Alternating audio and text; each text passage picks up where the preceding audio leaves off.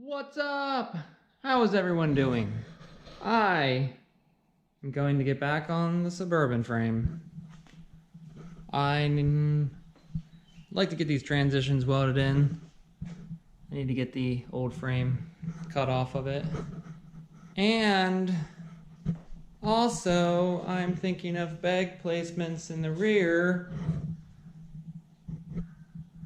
Maybe do a little cantilever system. Just because I'm out of real estate on the rear end, thinking a cantilever setup might be the way to go.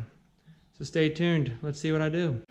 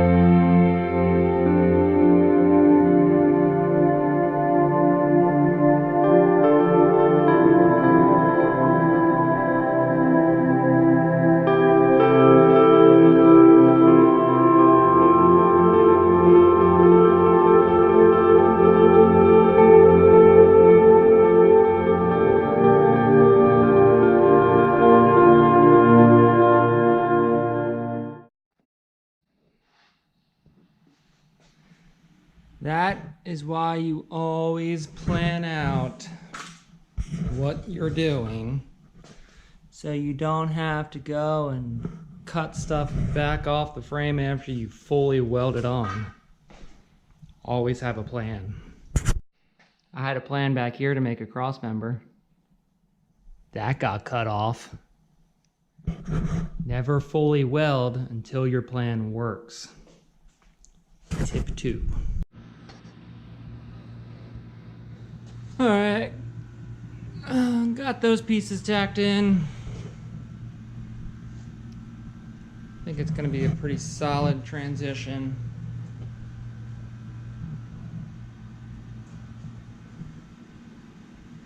So,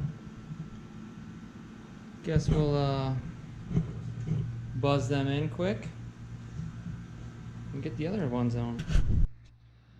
Alright, back with another update. Gonna get these buzzed in. That shouldn't be too bad. I'm going to have to fill in this section to somewhere along here.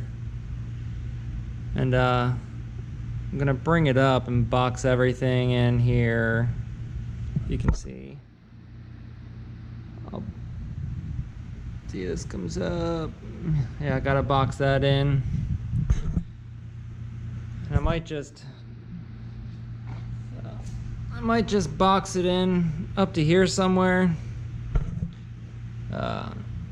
Just leave an opening kind of right there for unbolting the cross member and stuff. So I gotta do that. And I gotta also make a cross member for right this area here. That'll be for my bags for the rear. And I'm gonna make a cross member to go across here, kind of like a bridge. And that'll be what my arms will pivot on for the cantilever setup for the back. Ton of work. So let's get to it. Also got some parts in These are DOM bars from my Watts Link setup from Thor Bros, which he gives you so much of a distance for your Watts Link, and then you just cut down what you need and put your bung in there. So those are my bars that I have left over for that, and just ordered some new link ends. These Heim joints are for my Watts Link, because right now when the axle articulates, it puts a lot of strain on these bushings because of the arc of the axle. So the Heim joints will fix that.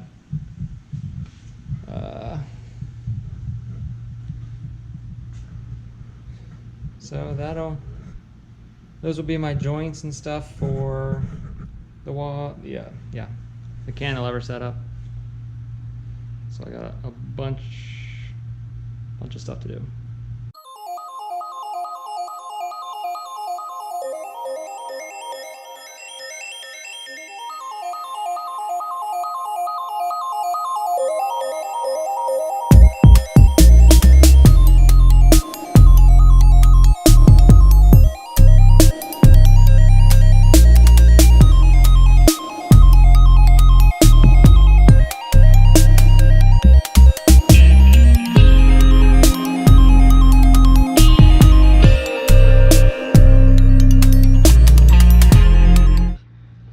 Alright, so yeah, basically the outside's here on. I can't do much with the inside yet until I get some metal. Need to go and get some 3/16 to box that in, both sides. So I think I'm gonna upload this video. It's hot. And then I'm gonna work on getting some more metal. I have the 3x3 tubing to do the rear cross member for the bags, but I still need to get some round tube. I'm not sure what this is. This might be some scheduled tube or pipe. I don't really want to use that. So I think I'm gonna order some actual DOM tubing for my bridges, and then I will go from there. Oh, and the Silverado. Switch to that video. Motor going back in soon. And also, it might not look like it, but I pressure washed everything in here, and it took a bunch of dirt out. So I think I'm gonna try to get some of this stuff out of the way. Blast some black paint in the engine bay to spice it up. I don't know why, but I can, so I'm going to. And then set her back in there and hope it starts.